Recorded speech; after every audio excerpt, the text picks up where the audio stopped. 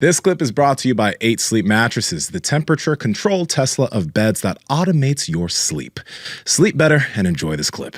Let me ask this then, Vinny, because like in fitness, you'll see some people who are, they're coaches, right? And they mention like, you don't want to create this relationship, this bad relationship with food where people are like, that's bad. You don't want to demonize certain foods. So you don't want to demonize a waffle or a bagel because that's bad for your mental health when it comes to food.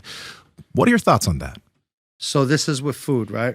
This is with food. I used to roller coaster myself, right? I used to eat 5 cheeseburgers at lunch and this and I got huge and bulky, then go through that dieting phase. It sucked. You looked at that in the negative. That's got to come.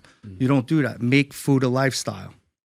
Make it a lifestyle. If you want to get a little bigger, you add a little bit something. I don't really sway too much. If I want to harden up a little bit, I know what to cut back and sucks a little bit, but not that bad. Increase cardio, cut my late night, whatever I eat, Fig Newtons, whatever I eat, But that's really what it is. You got to make a lifestyle change. So over time, I've learned how to make food taste good and be good for you.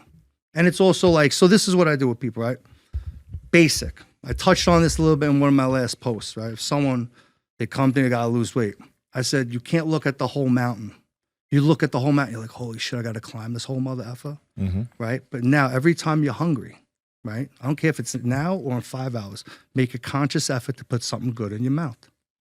You're hungry again, make a conscious effort to put something out. Before you know it, you're like, shit, I got a third way up the mountain. That's how you win the battle. Because like I said this before, I'm going to start dieting Monday. I'm going to start dieting. Monday never comes, bro. Doesn't come. You'll keep putting that shit because you think of it in negative. You don't think of it in negative. You put negativity in your head, it's going to be negative. You think you're going to lose, you're going to lose. You have to think you're going to win. That's how it's all up here. They make it out to be something bad. It's not bad. That's or make it out to be so difficult. It's not that hard. It's not that hard. It's really not. They make in the head to be hard because that's maybe what's been, ingrained in us. Yeah, and even if sucks. Even if you did good for one day and you messed up on one day, shit, that's 3 days that you did better than probably weeks before. And then you get back on your horse, Right. You do it again. It's hard to be consistent for like a long period of time, trying to string together 4, 5, 6, 7, 8 days of kind of a 10 out of 10 on your diet where you literally didn't have anything. Just even think about it. Think about it. Anyone listening right now, think about it for the last week. Think about everything that you ate or think about, coming up, like start to pay attention to this and think, when is the last time that you were able to put together one full week where you think you had kind of a 10 out of 10 day in terms of like eating the food that you're in your own head that you're supposed to eat and not having any of the foods that you're not supposed to eat. It's really, really rare unless you're like getting on stage for something, unless you have a really particular goal. And I don't even think there's a reason to put yourself into that kind of prison of being that strict unless that's something you really enjoy.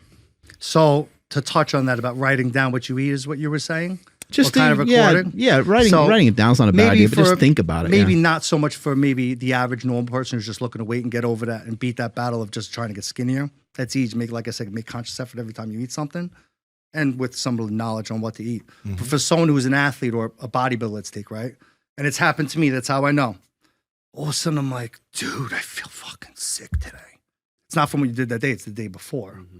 And then I'm like, what did I eat yesterday? You only remember having like, fuck, I should have wrote it down. Because then you could repeat it and do it again. And what's the saying? Like with that, for example, I do most of the things I practice, but in that case, like I know I should have write it down. I'm so busy, I just don't. You know what I'm saying? Practice what I preach or not what I do. I do it as I say, whatever. It's important. Yeah, it's important though for someone who's so in tune. Just say they are a competitive bodybuilder. Like I know you should record daily what you ate. Because there's going to come that day when you feel stupendous. You have to know what you ate that day before and repeat it. That's my opinion and advice. Hey guys, if you like this clip, go ahead and comment down below and let us know what you liked about it. All right. Share this with a friend. Make sure to subscribe to the channel. And also, we are on Reddit and Discord. All that's down below. All our sponsors and everyone that supports us down below there too. So you can get whatever you like from us. All right. Peace.